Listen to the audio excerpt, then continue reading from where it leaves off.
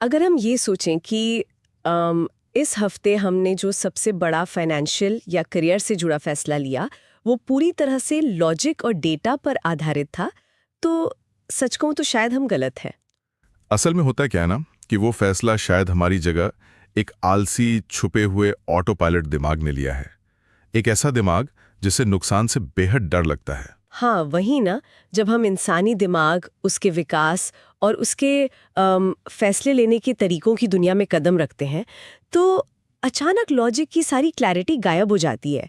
ये एक ऐसी दुनिया है जहाँ कोई सीधा एक्सरे काम ही नहीं करता। बिल्कुल। और इसीलिए दिमागी उलझनों को समझना इतना मुश्किल लगता है। हमारा दिमाग जितना शक्तिशाली है उतना ही क्या कहते हैं धोखेबाज भी। वो अपने ही बनाए हुए जालों में फंस जाता है। एग्जैक्टली। और यही हमारी आज की चर्चा का मुख्य विषय भी है। ये गहरा विश्लेषण इस बात पर है कि हमारा अपना दिमाग हमें हर दिन बल्कि हर पल कैसे धोखा देता है। सही कहा। और इस विषय को खोलने के लिए हमारे पास आज कुछ बेहतरीन सोर्सेज हैं, जिनमें सबसे मुख्य है नोबेल पुरस्कार विजेता डैनियल कानेमान की मशहूर किताब थिंकिंग फास्ट एंड स्लो की एक डिटेल समरी, और साथ ही हमारे पास 18 दिमागी जालों को समझाने वाले एक एनिमेटेड वीडियो का ट्रांसक्रिप्ट भी है। और देखिए, इस पूरी चर्चा का मकसद सिर्फ साइकोलॉजी की किसी थ्योरी को किताब की तरह पढ़ना नहीं है, बल्कि इन छुपे हुए दिमागी शॉर्टकट्स जिन्हें हम ह्यूरिस्टिक्स कहते हैं, उनके पीछे की असली वजह को पहचानना है। हाँ, मतलब आखिर दिमाग ऐसा करता क्यों है, इसका पता लगाना है, ताकि रोजमर्रा की जिंदगी में, इन्वेस्टमेंट्स में या अपने कामकाज में लोग बेहतर फैसले ले सकें।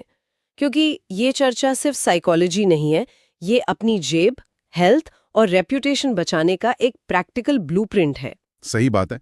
देखिए, इंसान दिन भर में हजारों फैसले लेता है। सुबह क्या खाना है, कौन सा रास्ता लेना है, या कहाँ पैसे लगाने हैं।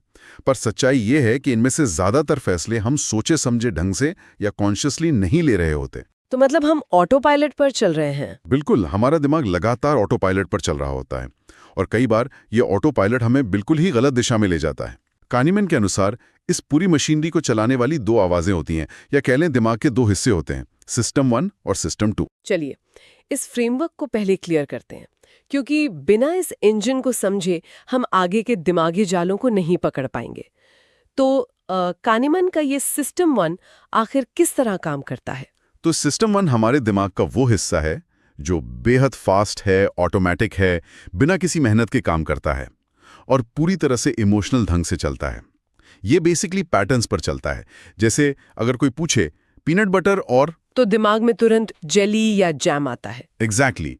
इसके लिए एक सेकंड भी सोचना नहीं पड़ता, या फिर किसी अजनबी का गुस्से वाला चेहरा देखकर तुरंत समझ जाना कि खतरा है। अगर हम एवोल्यूशन के नजरिए से देखें तो सिस्टम 1 हमारे पूर्वजों के सर्वाइवल के लिए बेहद जरूरी था। झाड़ियों में आवाज सुनकर तुरंत भागना सिस्टम 1 का ही काम था। अच्छा, मतलब वहां रुककर प्रोबेबिलिटीज कैलकुलेट करने वालों को तो जानवर खा गए होंगे, उनका सर्वाइवल ही नहीं हुआ होगा। बिल्कुल सही पकड़ा आपने। तो सिस्टम 1 फास्ट और प्रिमिटिव है। अब आते हैं सिस्टम 2 पर।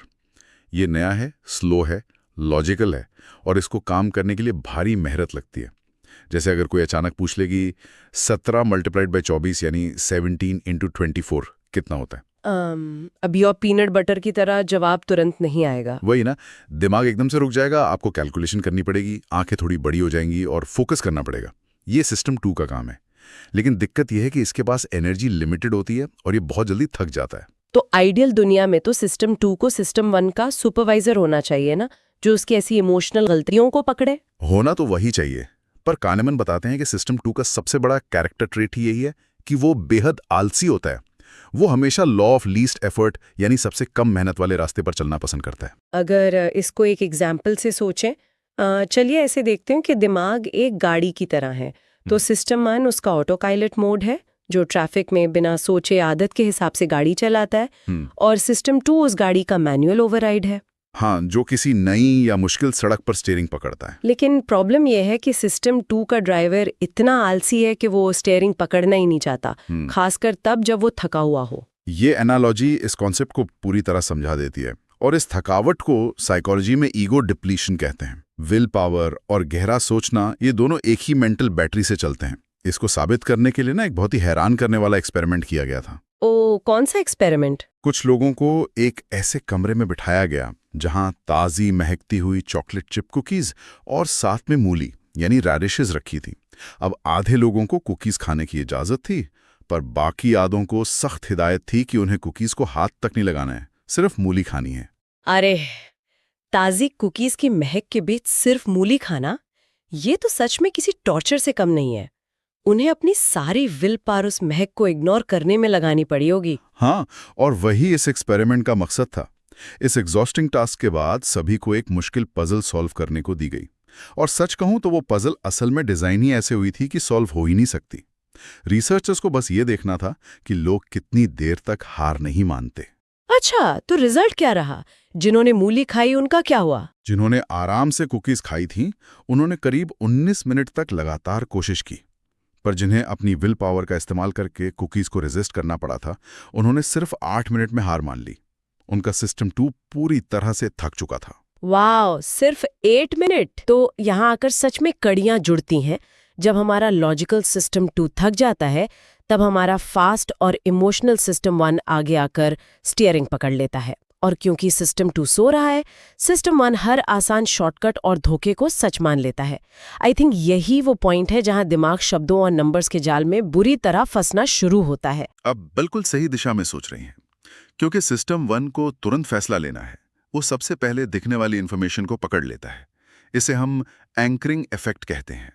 इसका मतलब है कि जो पहला नंबर दिमाग के सामने आता है, वो एक एंकर यानी लंगर की तरह हमारी सोच को वहीं रोक देता है, भले ही उस नंबर का आगे की बात से कोई लॉजिकल कनेक्शन ना हो। हाँ, इसके बारे में सोर्सेज में एक बड़ा अजीब एक्सपेरिमेंट दिया गया है।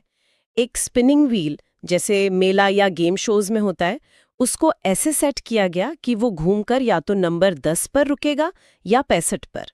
फिर लोगों से व्हील घुमाने को कहा गया। सही याद दिलाया आपने। जिनके सामने व्हील 10 पे रुका, उनसे तुरंत एक सवाल पूछा गया कि यूनाइटेड नेशंस में अफ्रीकन देशों का परसेंटेज कितना है। तो उन्होंने गेस किया करीब 25%। पर जिनके सामने व्हील 65 पे रुका था, उन्होंने उसी सवाल का जवाब गेस किया करीब 45%। दोनों ग्रुप्स को पता था कि व्हील का नंबर बिल्कुल रैंडम था। फिर भी उस एक रैंडम नंबर ने उनके दिमाग में एक एंकर डाल दिया। ये एंकर रोजमर्रा की जिंदगी में इतना हैवी होता है कि बड़ी बड़ी मार्केटिंग स्ट्रैटेजीज इसी पर चलती हैं। जैसे जब किसी स्टोर में $200 की जीन्स पर बड़ा सा क्रॉस लगाकर $99 लिखा होता है, तो वो बहुत सस्ती लगती है। बिल्कुल, हम सोचते हैं वाह क्या डील मिल रही है। एग्जैक्टली। अगर वही जीन्स डायरेक्ट $99 की टैंगी होती तो लोग शायद उस पर ध्यान भी नहीं देते। सिस्टम 1 उस 200 के एंकर को पकड़ लेता है और फिर 99 उस एंकर के मुकाबले एक शानदार डील बन जाती है। लेकिन एंकर सिर्फ नंबर्स का नहीं होता, शब्द भी दिमाग के फ्रेम को पूरी तरह पलट देते हैं। इसे फ्रेमिंग इफेक्ट कहते हैं। ओह, इसका एक बहुत बढ़िया उदाहरण मुझे याद आ रहा है। जैसे सुपरमार्केट में दही यानी योगर्ट के डब्बे पे बड़ा बड़ा लिखा होता है 90% फैट फ्री। ये पढ़कर कोई भी हेल्थ कॉन्शियस इंसान उसे तुरंत खरीद लेगा। लेकिन अगर उसी डब्बे पर 10% फैट लिख दिया जाए, जो कि मैथमेटिकली बिल्कुल सेम बात है, तो लोग उसको अनहेल्दी मानकर वहीं छोड़ देते हैं। दिमाग फैट शब्द से डरता है और फैट फ्री शब्द से अट्रैक्ट होता है। वही ना, मतलब तो दोनों में सेम ही है, पर फ्रेम अलग है। और इस फ्रेमिंग का असर सिर्फ सामान खरीदने तक सीमित नहीं है। ये बड़े पब्लिक पॉलिसी फैसलों पर कैसा असर डालता है, इसका एक बहुत प्रसिद्ध उदाहरण ऑर्गन डोनेशन का है। यूरोप में जर्मनी और ऑस्ट्रिया जैसे 2 पड़ोसी देश हैं जिनकी संस्कृति और लोगों की सोच लगभग एक जैसी है। पर जर्मनी में ऑर्गन डोनेशन रेट सिर्फ 12% था, जबकि ऑस्ट्रिया में 99%। वेट, इतना बड़ा फर्क? ये कैसे पॉसिबल है कि 2 एक जैसे देश इतने अलग नतीजे दें? फर्क लोगों की सोच में नहीं था, फर्क सिर्फ उस फॉर्म के फ्रेम में था जो उन्हें फिल करना होता था। जर्मनी में ऑप्ट इन सिस्टम था, मतलब एक खाली बॉक्स होगा और आपको वहां टिक करना होगा अगर आप ऑर्गन डोनर बनना चाहते हैं। जबकि ऑस्ट्रिया में ऑप्ट आउट सिस्टम था, मतलब फॉर्म पर डिफॉल्ट टिक लगा है कि आप डोनर हैं और अगर नहीं बनना तो बॉक्स को अनटिक करें। अच्छा, तो यहाँ सिस्टम 2 का आलस अपना खेल दिखा रहा है। बिल्कुल, इंसान उस फॉर्म पर टिक या अनटिक करने का मिनिमल एफर्ट भी नहीं उठाना चाहता। वो डिफॉल्ट फ्रेम को ही एक्सेप्ट कर लेता है। और इस एक छोटे से फॉर्म के डिजाइन ने, एक शब्द के हेर फेर ने लाखों जिंदगियों और मेडिकल रिसोर्सेज पर असर डाला। क्योंकि यहाँ मेरे दिमाग में एक बड़ा सवाल खड़ा हो रहा है। हम तो आम लोग हैं, हम शायद इस जाल में फंस जाएं क्योंकि हमारा अटेंशन स्पैन छोटा है। लेकिन क्या जो लोग इन फील्ड्स के एक्सपर्ट्स हैं, जैसे जजेस जो सालों की पढ़ाई और एक्सपीरियंस के बाद फैसले लेते हैं, या फाइनेंशियल एनालिस्ट्स जो दिन रात सिर्फ नंबर्स देखते हैं, क्या वो भी इन सब से बचे नहीं रहते? उनका सिस्टम 2 तो लॉजिकली हाईली ट्रेंड होना चाहिए ना? ये सोचना बहुत नेचुरल है कि उनकी ट्रेनिंग उन्हें बचा लेगी। पर देखिए, रिसर्च साफ दिखाती है कि एक्सपर्ट्स भी इससे बिल्कुल बचे नहीं हैं। कहनेमन का डेटा तो ये तक दिखाता है कि जजेस भी फ्रेमिंग और एंकरिंग का बुरी तरह शिकार होते हैं। सच में? जजेस भी? हाँ, उनका फैसला इस बात पर बदल सकता है कि उन्होंने दोपहर का खाना खाया है या नहीं। अगर जज भूखा है तो उसका सिस्टम 2 एग्जॉस्टेड है, वही ईगो डिप्लीशन जो हमने पहले डिस्कस किया, और तब वो डिफ़ॉल्ट यानी आसान फैसला देगा जो अक्सर प्रिजनर के खिलाफ होता है। इससे बचने का एक ही तरीका है कि हम अपनी पढ़ाई या ट्रेनिंग पर अंधा भरोसा न करें, बल्कि उस एंकर को पहचानने की आदत डालें। अगर कोई 90% सर्वाइवल रेट की बात कर रहा है तो तुरंत पूछिए, मतलब 10% मॉर्टेलिटी रेट है? फ्रेम को पलट कर देखना ही इसका इकलौता इलाज है। ये बेहद जरूरी पॉइंट है। तो यहाँ तक ये साफ है कि जब सिस्टम 2 आलसी होता है तो सिस्टम 1 एंकर्स और फ्रेम्स पर चिपक जाता है। और मैंने देखा है कि जब इन फ्रेम्स और एंकर्स का असर हमारे अपने पैसों या हमारी चीज़ों पर पड़ता है तो ये दिमागी जाल किसी लोहे की जंजीर जैसा मजबूत हो जाता है। हाँ, और वहां से इमोशंस का रोल और बड़ा हो जाता है। क्योंकि अगर ध्यान दिया जाए तो हमारा दिमाग जीतने की खुशी से कम मोटिवेट होता है और हारने के डर से कहीं ज्यादा। और इसी डीप साइकोलॉजी के असर को समझाने के लिए कहनेमन और उनके सहयोगी आमोस ट्वेर्स्की ने प्रॉस्पेक्ट थ्योरी और लॉस अवर्जन का कॉन्सेप्ट दिया, जिसके लिए उन्हें नोबेल पुरस्कार भी मिला। उन्होंने इकोनॉमिक्स का एक सिंपल मैथमेटिकल रूल तोड़ा। पहले इकोनॉमिक्स कहती थी कि इंसान रैशनल है, उसके लिए नुकसान और फायदे की वैल्यू बराबर होनी चाहिए। पर उन्होंने दिखाया कि नुकसान का डर फायदे की खुशी से दिमाग में दुगुना ज्यादा तकलीफदेह होता है। इसे चलिए एक कसिनो के एग्जाम्पल से समझते हैं, जो कि सोर्सेज में हाईलाइट किया गया है। मान लीजिए किसी के पास 2 ऑप्शंस है। पहला ऑप्शन, मैं तुरंत $500 आपके हाथ में रख दूं, और दूसरा ऑप्शन, एक सिक्का उछालें, अगर हेड्स आया तो $1000 मिलेंगे, टेल्स आया तो कुछ नहीं मिलेगा। ऐसे में ज्यादातर लोग क्या चुनते हैं? वो श्योर शॉट $500 लेकर खुश हो जाते हैं। कोई 50% चांस का रिस्क नहीं लेना चाहता। सही बात है, मैं भी शायद वही $500 ही लूंगी। यहाँ लोग रिस्क अवर्स बन जाते हैं क्योंकि यहाँ गेन यानी फायदा हो रहा है। पर अब इस फ्रेम को पलट देते हैं। अब सोचिए कि किसी के अकाउंट से $500 छीने जा रहे हैं। ये एक श्योर शॉट नुकसान है। या फिर दूसरा ऑप्शन है कि सिक्का उछालकर 50% चांस है कि $1000 जाएंगे और 50% चांस है कि एक भी पैसा नहीं जाएगा। यहाँ अचानक लोगों का बिहेवियर 180 डिग्री घूम जाता है। अच्छा, मतलब अब वो रिस्क लेने लगते हैं। एग्जैक्टली, लोग गैम्बल करने लगते हैं। सिक्के वाले ऑप्शन पर रिस्क लेते हैं क्योंकि $500 का निश्चित नुकसान दिमाग को इतनी पेन देता है कि उस नुकसान को अवॉइड करने के लिए वो बड़ा रिस्क लेने को तैयार हो जाते हैं। इसका तो सीधा कनेक्शन हमारे एवोल्यूशन से लगता है मुझे। पुराने जमाने में अगर किसी ने एक दिन का खाना खो दिया, मतलब उसे लॉस हुआ, तो उसकी मौत तय थी। पर अगर उसने एक दिन का एक्स्ट्रा खाना पा लिया, यानी गेन हुआ, तो वो सिर्फ एक बोनस था। तो लॉस को दोगुनी तकलीफ के रूप में रजिस्टर करना तो एक सर्वाइवल मैकेनिज्म हुआ ना? बिल्कुल सटीक ऑब्जर्वेशन है ये। और इसी एवोल्यूशनरी डर की वजह से हमें अपनी चीजें हमेशा ज्यादा कीमती लगती हैं। जैसी कोई चीज हमारी हो जाती है, उसे छोड़ना एक लॉस जैसा लगता है। इस फिनोमेनन को साइकोलॉजी में एंडाउमेंट इफेक्ट कहते हैं। ओह, वो कॉफी मग वाला एक्सपेरिमेंट? हाँ, वही। एक यूनिवर्सिटी एक्सपेरिमेंट में आधे लोगों को एक सस्ता सा कॉफी मग दिया गया और बाकी आधों को कुछ नहीं दिया। जिनको मग मिला था उनसे पूछा गया कि वो इसे कितने में बेचेंगे, तो उन्होंने एवरेज कीमत बताई $6। पर जो दूसरा ग्रुप इसे खरीदने वाला था, उनके दिमाग ने उसकी वैल्यू निकाली सिर्फ $3। मतलब सिर्फ उस मग को अपना कह लेने से दिमाग ने उसकी कीमत दोगुनी कर दी। हाँ बिल्कुल, क्योंकि दिमाग उसे खोना नहीं चाहता था। अब ये सब कड़ियां जोड़कर देखना सच में दिलचस्प हो रहा है, क्योंकि एंकर्स, लॉस अवर्जन और एंडाउमेंट इफेक्ट जब मिलते हैं तो एक नया और खतरनाक धोखा पैदा होता है, जिसे संक कॉस्ट फैलेसी कहते हैं। संक कॉस्ट यानी वो पैसा या वक्त जो डूब चुका है। सही कहा। $100 खर्च हो चुके हैं, उन्हें बर्बाद नहीं होने दे सकते। यहाँ दिमाग नैरो फ्रेमिंग कर रहा है। रैशनली देखा जाए तो वो $100 जा चुके हैं, वो वापस नहीं आने वाले, चाहे कोई घर पर रहे या तूफान में जाए। उल्टा तूफान में जाकर इंसान एक और खराब अनुभव उस डूबे हुए खर्च में जोड़ रहा है, पर दिमाग उस लॉस अकाउंट को क्लोज करने का दर्द नहीं झेलना चाहता। ये संक कॉस्ट फैलेसी तो सच में मुझे एक टॉक्सिक रिलेशनशिप जैसी लग रही है। कई बार लोग एक ऐसी दोस्ती या रिश्ते में रुके रहते हैं जो क्लियरली बर्बाद हो चुका है, और वजह सिर्फ ये होती है कि मैंने इसमें ऑलरेडी अपने 5 साल इन्वेस्ट कर चुका हूं। ये एनालॉजी बहुत एप्ट है। इंसान उन 5 सालों का नुकसान और अपनी फेल होती जजमेंट को एक्सेप्ट ही नहीं करना चाहता, तो वो अपने आगे के और 5 साल बर्बाद करने को तैयार हो जाता है।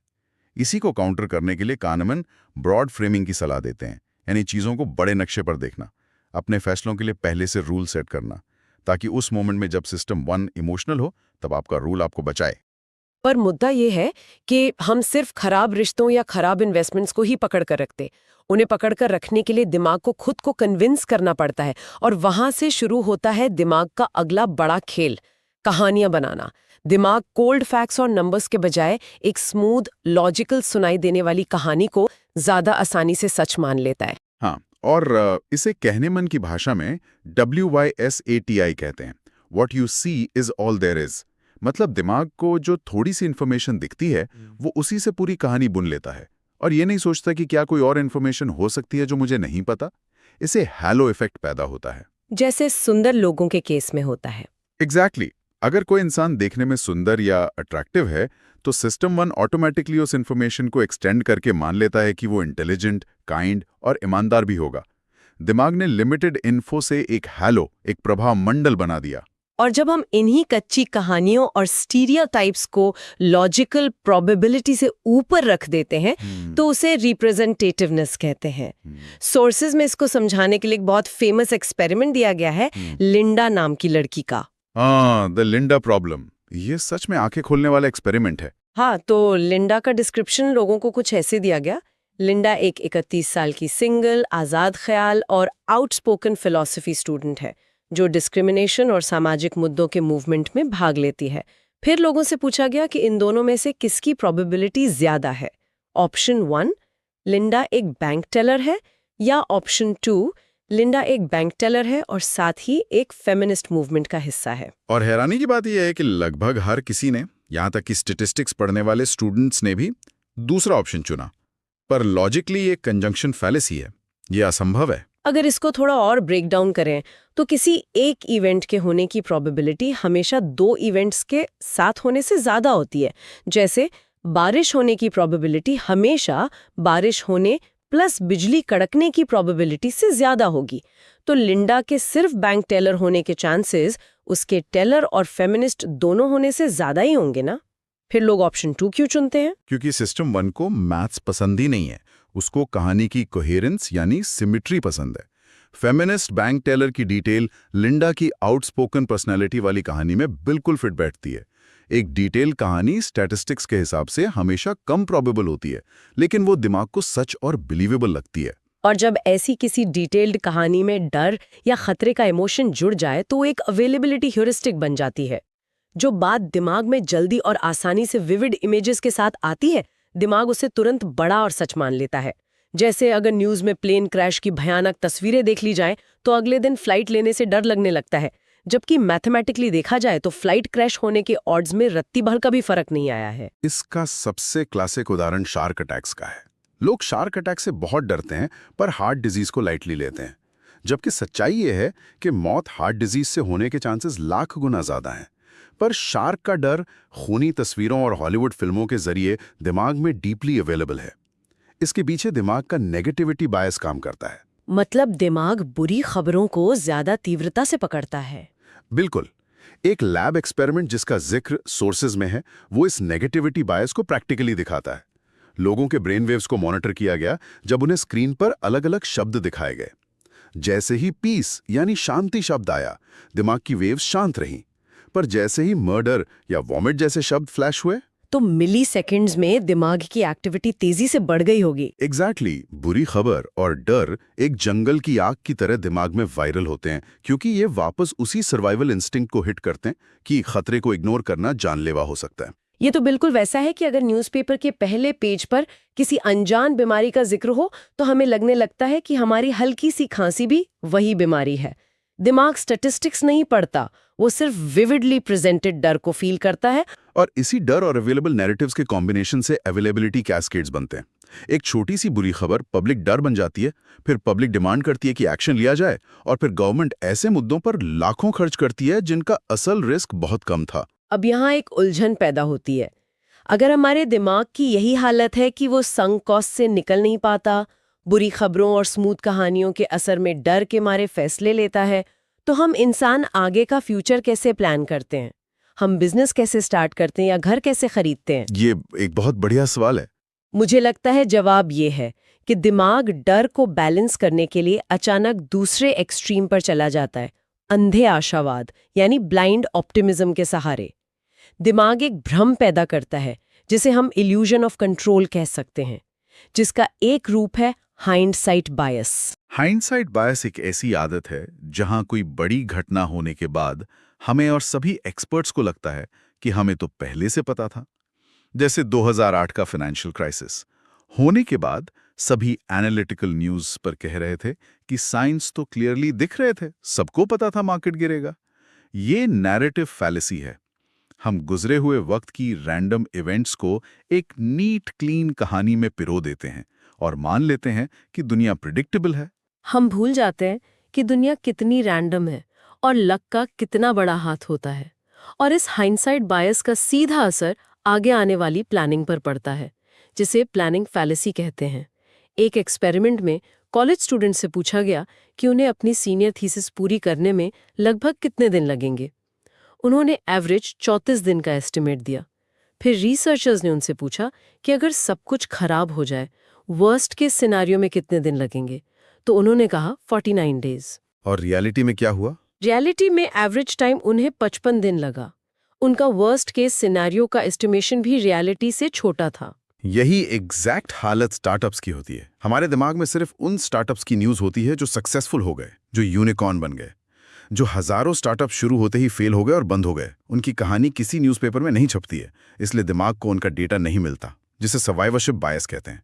हमें लगता है कि सक्सेस का रेट बहुत हाई है क्योंकि फेल होने वालों की कब्र यानी सेमेट्री हमें दिखती ही नहीं है। आगे फ्यूचर प्रिडिक्ट करने और पैटर्न ढूंढने के इस जुनून में एक और कमाल का कॉन्सेप्ट आता है, रिग्रेशन टू द मीन। इसे समझना सच में थोड़ा काउंटर इंट्यूटिव है। एक इजरायली एयरफोर्स इंस्ट्रक्टर की कहानी दी गई है यहाँ। उस इंस्ट्रक्टर ने देखा कि जब भी कोई कैडेट बहुत शानदार उड़ान भरता था और वो उसकी तारीफ करता था, तो अगली बार उस कैडेट की परफॉर्मेंस गिर जाती थी। लेकिन जब किसी कैडेट की फ्लाइट बहुत खराब होती और इंस्ट्रक्टर उसे बुरी तरह डांटता था, तो अगली बार उसकी परफॉर्मेंस बेहतर हो जाती थी। तो इंस्ट्रक्टर ने क्या नतीजा निकाला? उसने नतीजा निकाला कि तारीफ करना बेकार है और डांटना यानी पनिशमेंट लोगों की परफॉर्मेंस सुधारता है। देखने में तो ऐसा ही लगता है कि एक कारण है और एक उसका परिणाम है, पर मैथमेटिक्स इससे बिल्कुल अलग स्टोरी बताता है। असल वजह यह थी कि एक्सट्रीम परफॉर्मेंसेस हमेशा नेचुरली अपने एवरेज की तरफ लौटती हैं। अगर किसी कैडेट ने अपनी आम क्षमता से बहुत अच्छा जहाज उड़ाया यानी एक्सट्रीम हाई था, तो अगली बार उसकी परफॉर्मेंस का अपने नेचुरल एवरेज की तरफ गिरना स्टैटिस्टिक्स का रूल है, चाहे आप उसे डांटें या शाबाशी दें। अच्छा। और जिसका दिन बहुत खराब था, एक्सट्रीम लो, उसका अगली बार नेचुरली ठीक होना तय था।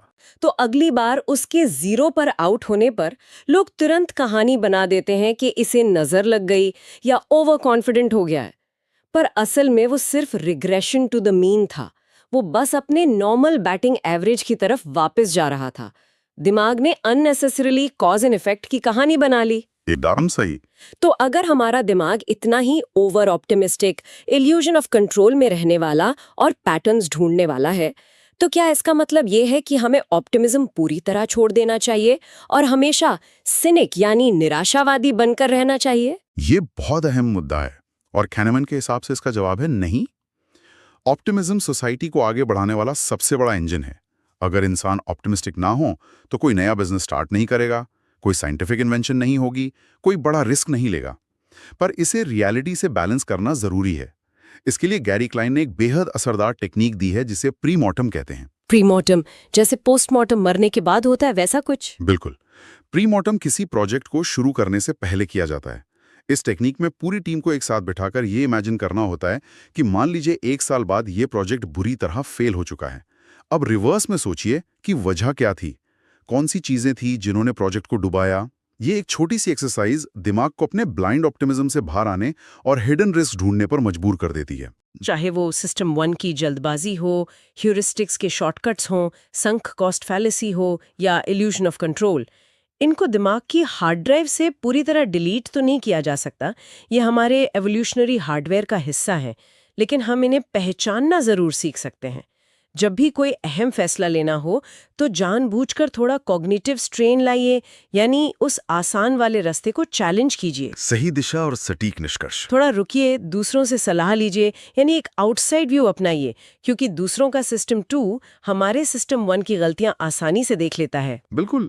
और इस तरह के पॉजेज और फ्रेम्स को पलटने की आदत डालकर ही हम बेहद गलत फैसले लेने से खुद को बचा सकते हैं। इस पूरे विश्लेषण को समाप्त करने से पहले कानमन की किताब के आखिरी हिस्से में एक ऐसी चर्चा है जो हमारी इस आम धारणा पर एक आखिरी बड़ा सवाल खड़ी करती है।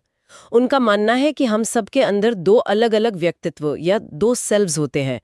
पहला है द एक्सपीरियंसिंग सेल्फ, यानी वो हिस्सा जो उस पल में जिंदगी जीता है, जो एक्चुअल खुशी या तकलीफ महसूस करता है। और दूसरा है द रिमेंबरिंग सेल्फ, जो बाद में उस पल की कहानी याद रखता है। ये साइकोलॉजी का एक बड़ा आई ओपनर है सच में। हमारा रिमेंबरिंग सेल्फ किसी भी अनुभव को, चाहे वो पूरी छुट्टियां या वेकेशंस ही क्यों ना हो, सिर्फ 2 पैरामीटर्स पर जज करता है। एक है पीक, यानी उस ट्रिप का सबसे इंटेंस अच्छा या बुरा पल क्या था, और दूसरा है एंड, यानी अंत कैसा था। तो बीच के टाइम का क्या? हम ड्यूरेशन या उस ट्रिप में बिताए गए लंबे, शांत और आरामदायक समय को पूरी तरह भूल जाते हैं।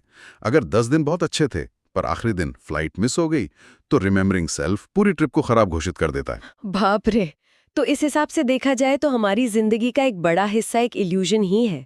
हम अपने आगे के सारे बड़े फैसले, जैसे अगली छुट्टी कहाँ बितानी है, कौन सी जॉब करनी है या किससे शादी करनी है, ये इस आधार पर नहीं लेते कि हम रोजमर्रा के उन अनुभवों के दौरान कैसा महसूस करेंगे, बल्कि इस आधार पर लेते हैं कि बाद में उसकी एक कहानी याद करने में कैसी लगेगी। वही तो सबसे बड़ा आयरॉनिकल सच है। हम असलियत में अपने अनुभवों के नहीं, बल्कि अपनी अनएडिटेड मेमोरीज के गुलाम हैं।